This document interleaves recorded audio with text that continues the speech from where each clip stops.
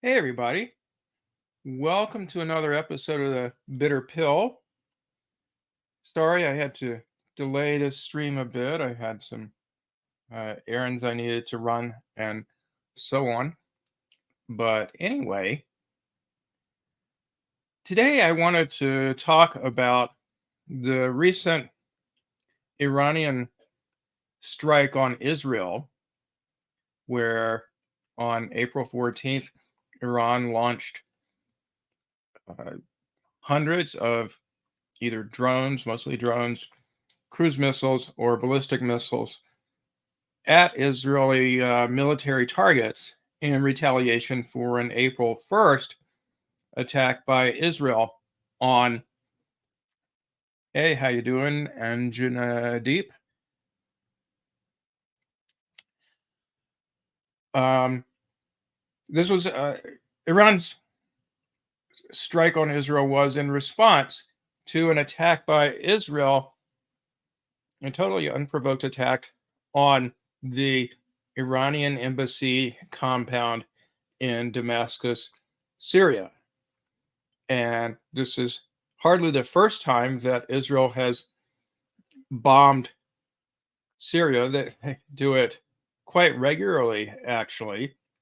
And it's a violation of international law every time, as uh, Syria has never attacked Israel. So, by the way, if you could like the stream wherever you're watching it, I'm simulcasting it on my YouTube channel, The Bitter Pill, on X, and on Facebook. So wherever you're watching it from, give me a thumbs up. Please subscribe if you haven't already done so to my YouTube channel, The Bitter Pill, and share this video so other people can learn about it and learn about the coverage I do on this channel, which is mostly on political issues, mostly foreign policy stuff, uh, various other political issues, animal rights issues, sometimes science issues, like where COVID came from and things of that nature. And I'm also a social psychologist, so I talk about the psychology of all this where it's relevant. So, anyway, without further ado, let me uh, give an overview of what happened on April 14th and what led up to it, and then I'll talk about um, Western reactions to the Iranian attack, including the role played by the US and UK and some other nations in helping Israel try to shoot down the drones and missiles that Iran launched at Israel. And by the way, this is the first time that Iran has ever directly attacked any targets in Israel. Some people say that the various militias in Lebanon, the Yemeni government, et cetera, are acting at the behest of Iran, that they're Iran's proxies, but there's no evidence that this is a case. So anyway, talk about the reaction of the West and how hypocritical it is, given the absence of reaction or even support of Western countries for Israel's actions, committing genocide in Gaza, and of course, attacking the Iranian embassy in Syria and so forth. We'll talk about what the attack achieved, what its objectives were, Israel's reaction to it, and their boastful claims about shooting down supposedly 99% of the drones and missiles that were launched. And talk a little bit about the potential future, including the worrying possibility that despite the relatively limited nature of Iran's attack, Israel might counterattack and try to start a regional war, which would have disastrous implications in a number of respects, not only the death and destruction, but also the threats to the global economy in terms of potential cutoffs of energy supplies. So anyway, let's see here.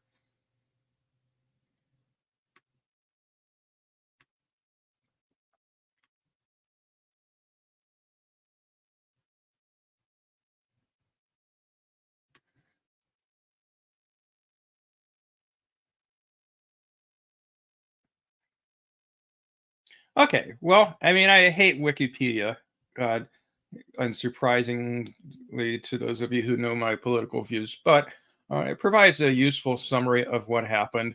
So they say on April 13th, the Iranian military uh, launched attacks against Israel as well as the Golan Heights. I forgot to mention that before, which are in Syria. Israel occupies part of Syria using drones, cruise missiles, and ballistic missiles. Um, Iran stated that the operation was done in retaliation for the Israeli airstrike on an Iranian consulate annex in Damascus. Um,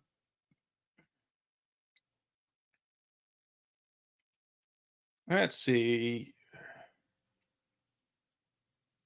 Trying to look for. Oh, here we go. Iran's attack involved around 170 drones, which were really cheap and old drones, uh, costing, I don't know, maybe $10,000 each, over 30 cruise missiles, and more than 120 ballistic missiles directed against Israel and the Golan Heights. Um, Now, the um, Israeli attack on the Iranian consulate on April 1st, which there was an attempt made to condemn in the UN Security Council. I believe it was Russia that uh, brought up a resolution about it, but it was voted down by the US and the UK and France, some of Israel's most reliable allies. But it certainly should have been condemned because basically the 1961 Vienna Convention on Diplomatic Relations says you can never, ever, ever, under any circumstances, attack an embassy or a consulate. They say the premises of the mission shall be inviolable, immune from search, requisition, attachment, or execution, or bombing, certainly. And one of the fallouts from the attack, arguably a fallout from it, was that just a couple of days later, um, I'm now blanking on who attacked who. I think Ecuador. Somebody in the comments, please correct me if I'm wrong. Ecuador invaded the Mexican embassy with police and so forth to try and take someone captive. So, the obvious reason for this agreement, the 1961 Vienna Convention, is that if we didn't have this in place, it would be just a free for all where anybody could attack anybody's diplomatic missions, their embassies, and so forth, anywhere in the world for any reason, and we wouldn't be able to have diplomacy. So, how would people feel safe going into the diplomatic profession? How would we be able to negotiate ends to conflicts and so forth? It would be a disaster all around. And Israel's attack on the Iranian embassy in Syria, as far as I'm aware, that's the first time this has ever happened. Again, please correct me if I'm wrong about this. Nicaragua, maybe. I'll have to look that up later. I'm sorry, I should have known, but I don't. So this set a really bad precedent, and Iran felt like they had to respond in some way. So what did they do? Well, uh, as I was mentioning earlier, they launched a whole bunch of drones, very slow moving, uh, older drones that it's pretty easy, especially for a country like Israel, which has this massive missile defense capability to shoot down. Plus, Iran gave plenty of warning. They were warning the United States, Israel, and all of its allies. I don't know if they directly warned Israel, but they were warning 2 days in advance that they were going to retaliate, and they gave um, approximately 2 weeks for the issue to get resolved in the UN. They were hoping that uh, the Israeli attack on the Iranian embassy, which killed 12 people, and some of them Iranian military officers, but several of them civilians as well. They were hoping that the UN would condemn that. And if that had happened, they say, and many people believe, they wouldn't have counterattacked. But that didn't happen. As usual, the U.S. and some of its allies vetoed the UN Security Council resolution on this, and so Iran proceeded with their attack. And so, basically, here's what they did: they launched these drones, a few hours ahead of their launching the stuff that moves faster, the various missiles. So clearly, Israel and the U.S. and so forth can see them coming. Then they launched the missiles, and basically what they were trying to do with the drones and cruise missiles, which move more slowly than ballistic missiles, was to try and draw out the fire from Israel's missile defense and force them to expend a large number of missiles shooting down the Iranian attack. And there have been attempts by Israeli journalists and others to analyze what the relative costs of the Iranian operation to strike military targets in Israel and the Golan Heights versus the cost of Israel's response, trying to shoot down the missiles, and also the U.S.'s and various other countries' efforts to shoot down the missiles and drones. And it was estimated that Iran spent somewhere in the neighborhood of $20 to $80 million on the weapons that they fired, whereas Israel spent, and therefore we American taxpayers spent, well over $1 billion, something like $1.2 to $1.3 billion on trying to shoot down Iran's drones and missiles.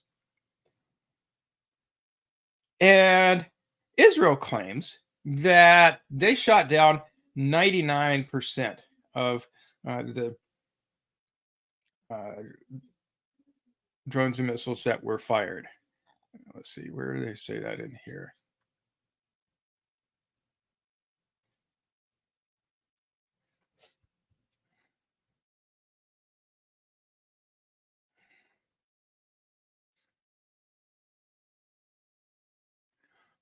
According to Israel, 99% of drones and missiles were intercepted by the IDF and its allies. Nevatim and Ramon Air Base slightly damaged, according to Israel. One C-130 transport aircraft was damaged. According to Iran, Ramon Air Base, which is the air base from which the attack on the Iranian embassy was launched. No, excuse me. Nevatim Air Base is where that came from. Ramon Air Base and Nevatim Air Base were struck by missiles. There were a few injuries in the attack, but nobody died, as far as we know. And we do have satellite and video footage indicating that there was damage to four or more direct missile hits at Nevatim Air Base, five or more at Ramon Air Base, uh, according to Israeli air defense researchers. 84% of drones and missiles were intercepted by the IDF and its allies. So, what got through? Well, obviously not very many of the drones because they move slowly. They're very easy to track and shoot down. But the whole point of Iran using so many of these cheap drones was to make Israel spend a whole bunch of money shooting them down and to deplete their air defense capabilities so that future attacks, including the missiles that were launched shortly thereafter, could get through more easily.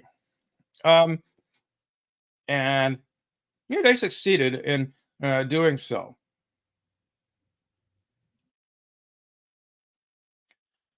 It's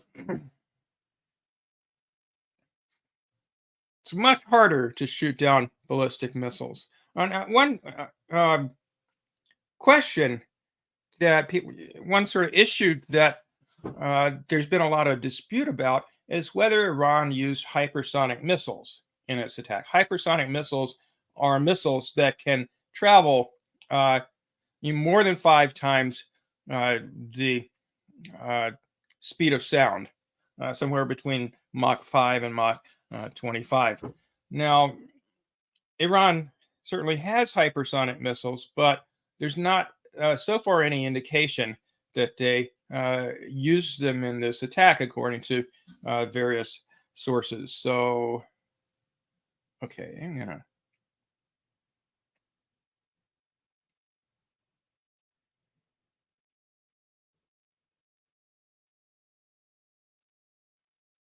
go back to my bookmarks here.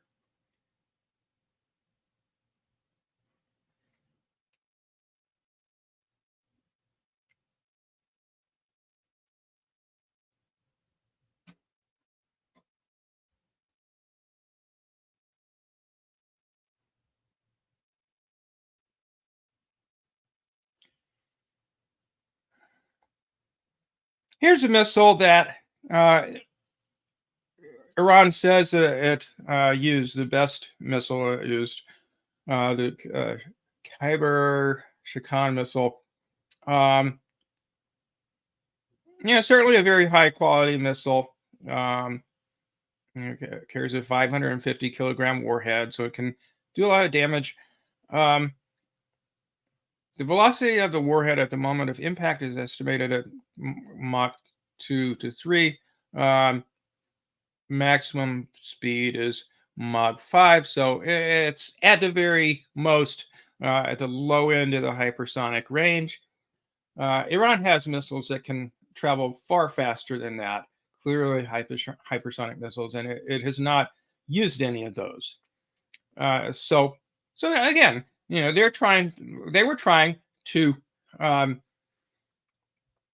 respond to Israel and warn them, hey, you can't just get away with bombing our embassy.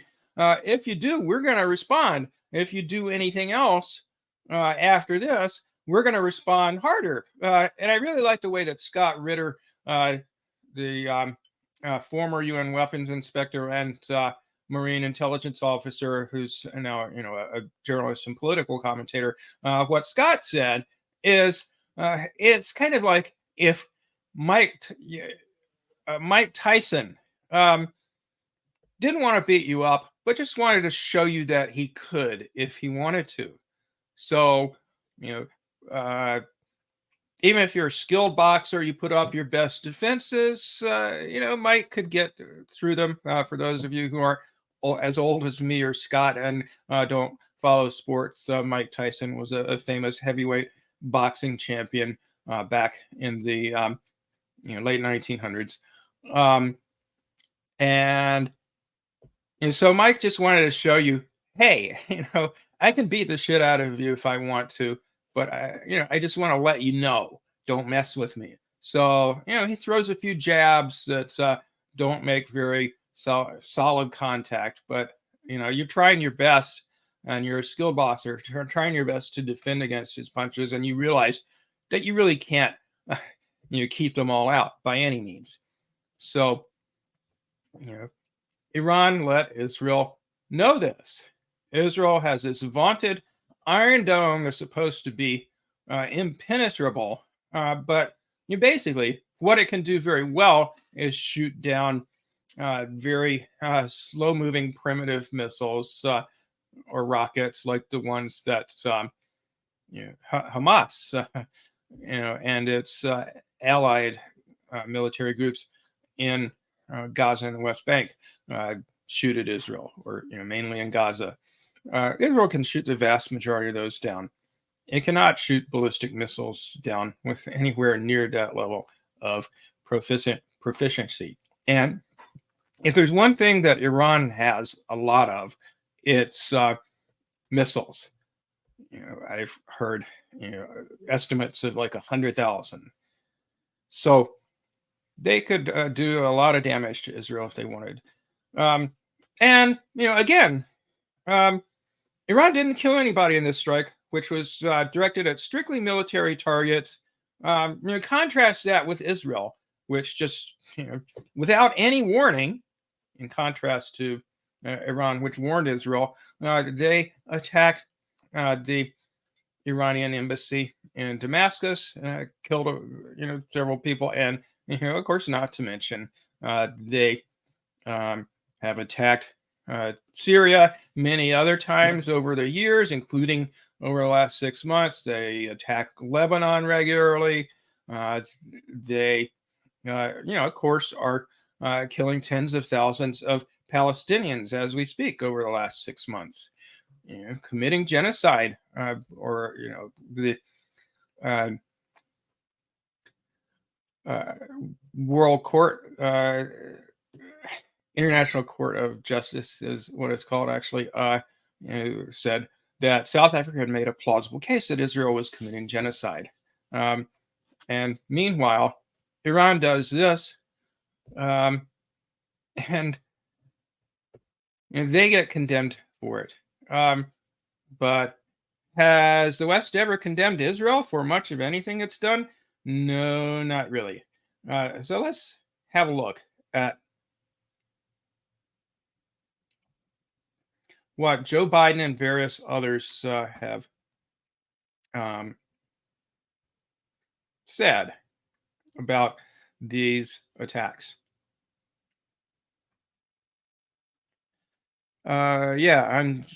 Andrew Deep says,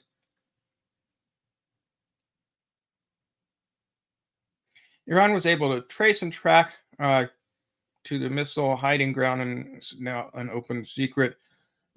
So Iran was able to find out where their missile defense capabilities are. In addition, as I said, they forced Israel to blow a lot of its inventory on shooting down these missiles. So if anyone wants to attack them again, even if they don't have great weapons, they'll have an easier time getting through, because those missiles are not easy to replace.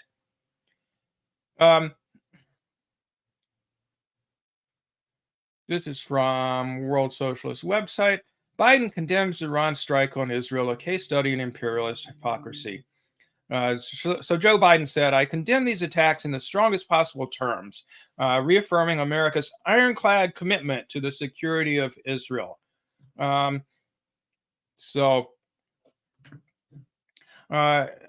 Various allies, the G7 group of imperialist powers, said in a statement, we unequivocally condemn in the strongest terms Iran's direct and unprecedented attack against Israel. It added, Iran is further step toward the destabilization of the region and risks provoking an uncontrollable regional escalation. But, of course, again, Iran's strike was a response to Israel's attack on the Iranian embassy. flagrantly violating international law, killing a dozen people, um, in a third country, Syria. Uh, so tell me how that isn't provoking escalation, or um, how is that not an attempt to destabilize the region?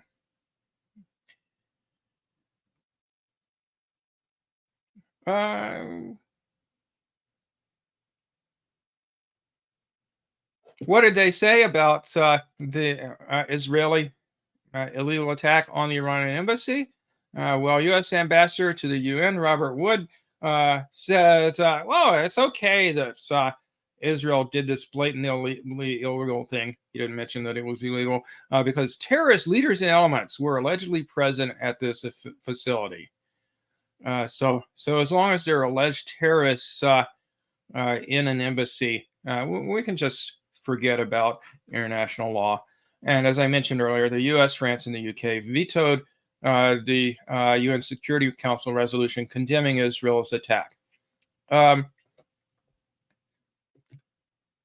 in contrast to that, they're falling all over themselves to condemn Iran's response to Israel's action, even though Iran didn't do a great deal of damage to Israel, other than forcing them to waste a bunch of uh, missiles and defending themselves. Um, and I'm trying to remember what British official it was. Maybe somebody in the comments can remind me. But he was interviewed on a news program, and yeah, he took this position that oh, this is so horrible that Iran did this. They had no right to do it. It was blah blah blah. And the interviewer, oh, it was on Sky News. So Sky News, conservative supports Israel and so forth. Even a commentator on Sky News said, "Well, hey, wait a minute. You know, what would the UK do if some other country attacked a British embassy somewhere?" And the guy said, "Well, we would respond, strongly." So just total hypocrisy. Like, it's just deplorable that Iran attacked Israel, even though they were responding to Israel attacking them first. But if another country attacked our embassy, of course, we would basically do the same thing Iran did, or probably worse. Probably the UK would not warn anybody and just bomb without regard to the deaths of innocent people, um, because of course, what they're doing right now. And not unlike what Britain has done for centuries, is they're supporting uh, mass slaughter in Gaza. The UK is, I think, the third leading supplier of weapons to Israel.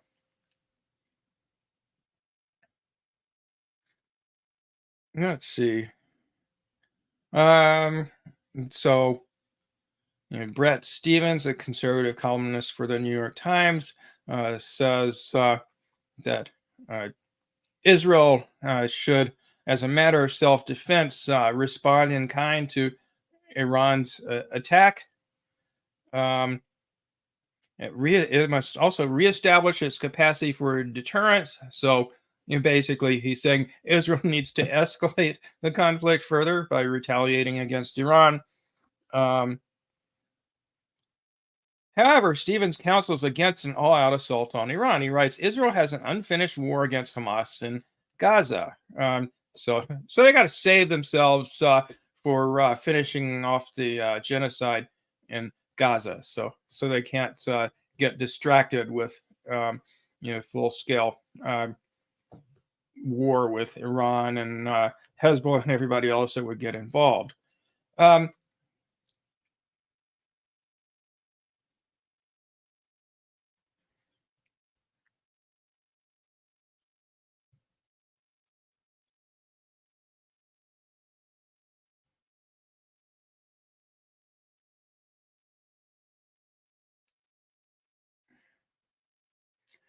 Let me just look at a couple other reactions to this. They were pretty typical.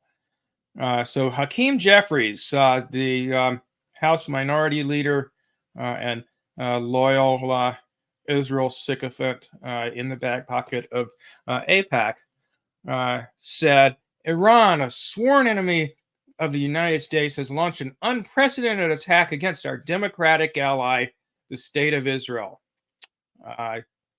Famous democracy that Israel has, where anybody who dissents from the party line gets thrown in jail or beaten up by the police or worse, especially if you're Arab. America's commitment to Israel's security is ironclad and unbreakable. Iran will not succeed. We stand with the people of Israel during this moment of significant challenge. Of course, nobody in Israel died during this attack. But, I guess Palestinians are not under significant challenge from Israel bombarding them constantly for 6 months.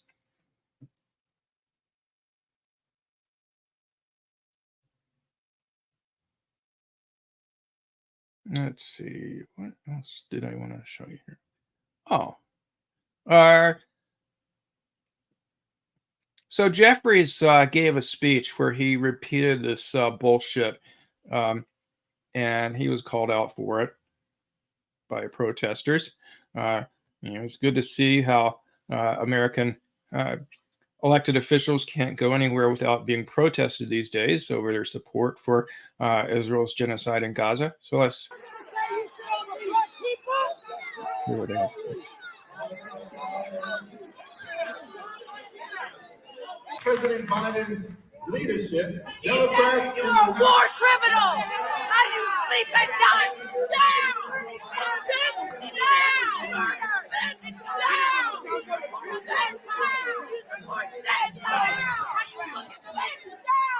Jeffries, you use the guise of democracy and diplomacy to do the bidding of a racist, white supremacist. Take it out!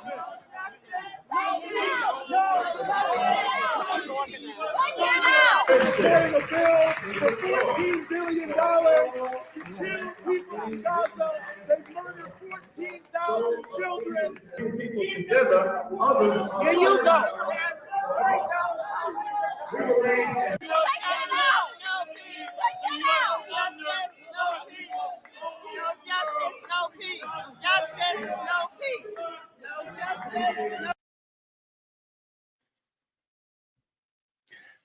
Wow, that was fantastic. There were like half a dozen people disrupting his speech, so he couldn't get a word in edgewise there for a while.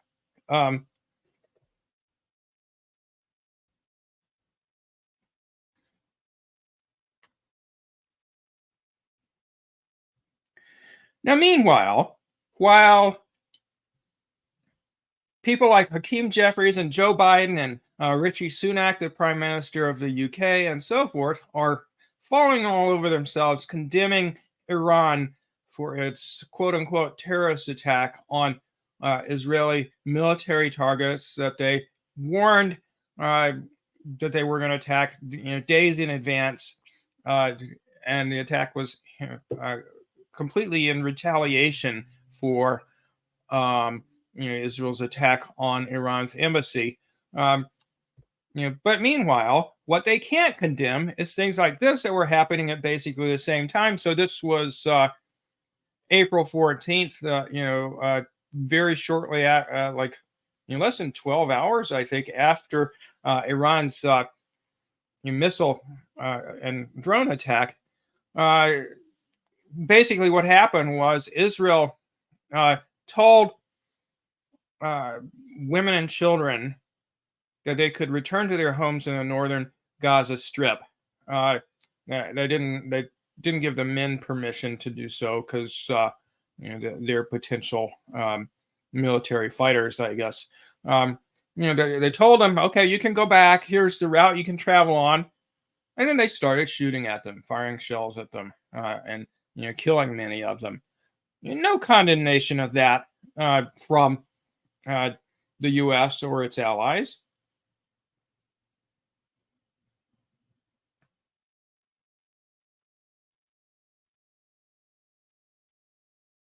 Now, let's see. Where was what I wanted to show you?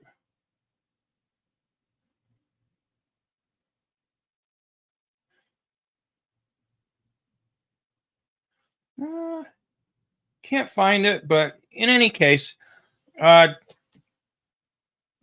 meanwhile, whereas there's this talk about what a democracy Israel is, what a free society it is, and there was condemnation of Iran for firing missiles and drones that traveled over the Al-Aqsa Mosque in Jerusalem on their way to their targets. Of course, didn't hit it, wouldn't have hit it unless they had just happened to be shot down right over it. Meanwhile, Israel has destroyed something like 1,000 mosques and dozens of churches in Gaza, and not a word about that from anybody in the West.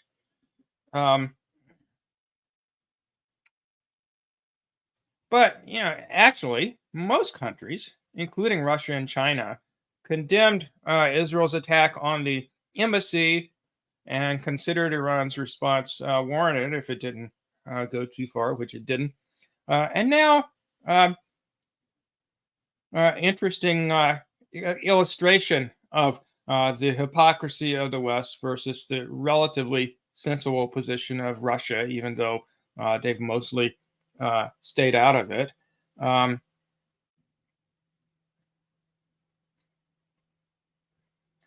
Russia condemned Israel's attack on the embassy and condemned the UN. Their UN ambassador said Iran's steps were a response to the shameful inaction of the United Nations Security Council and a response to Israel's blatant attack on Damascus. By no means the first. Syria is constantly being bombed by Israel. I don't know why there's a picture of Putin there. He wasn't the one who said that in a speech at the UN. But in any case, oh,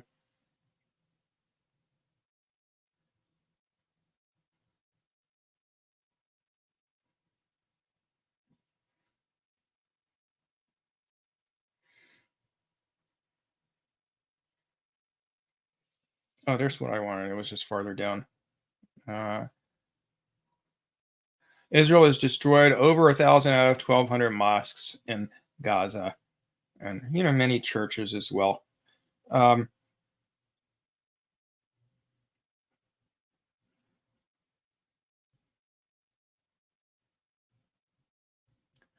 just today, Russia has called for sanctions on Israel at the UN. And, oh, thank you. The foreign minister of the UK is who I was trying to talk about earlier, who was interviewed on Sky News and gave this massively hypocritical account where what Iran did was bad, but if we were in Iran's position, we would do the same thing Iran did. Is basically what he said boiled down to.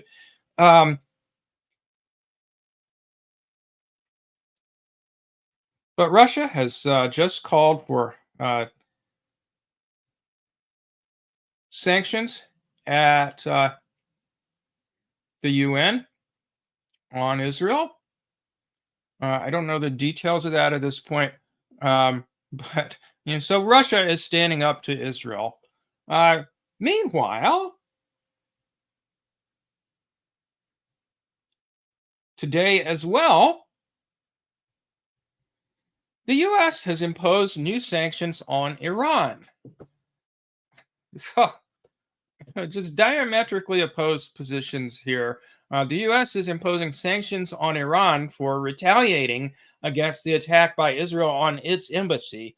and Russia is calling for imposing sanctions on Israel based on not only the attack on the embassy, I assume, but also, of course, it's committing genocide in Gaza. And last thing I wanted to mention is just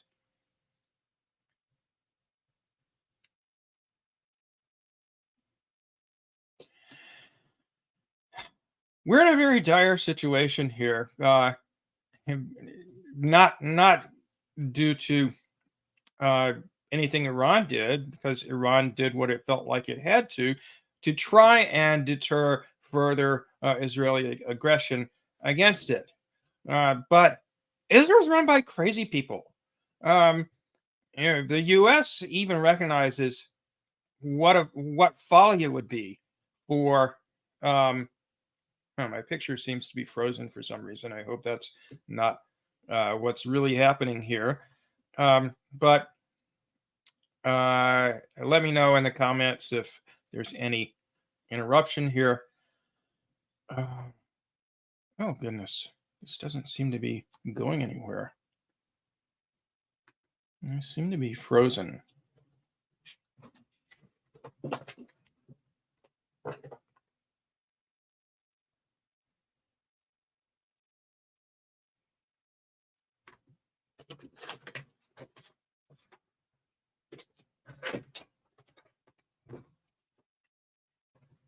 I plug in my. Shoot.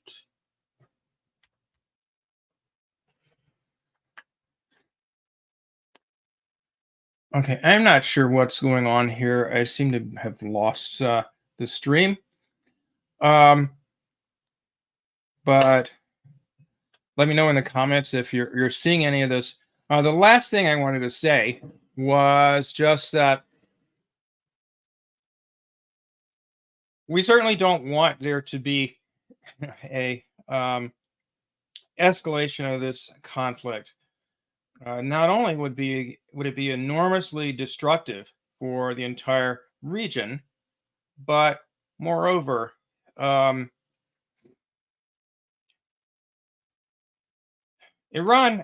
has the ability to control shipping lanes and very important parts of the world where there's a lot of traffic through them.